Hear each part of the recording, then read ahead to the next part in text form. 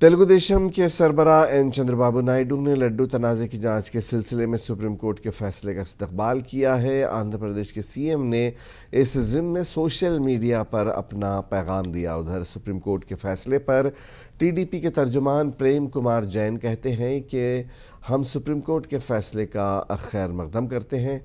उनका कहना था कि किस तरह लड्डू में मिलावट की वजह से हिंदुओं के जज्बात को ठेस पहुंची है, ये सभी ने देखा है।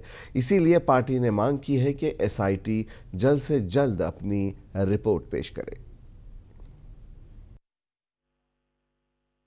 माननीय सुप्रीम कोर्ट का आज जो ऑर्डर पास किया है उसके अंदर उन्होंने कहा है कि एक स्पेशल इन्वेस्टिगेशन टीम बनाई जाए, जिसके अंदर 2 सीबीआई के मेंबर, 2 स्टेट गवर्नमेंट के पुलिस ऑफिसर और एक एफएसएसएआई का मेंबर होना जरूरी है।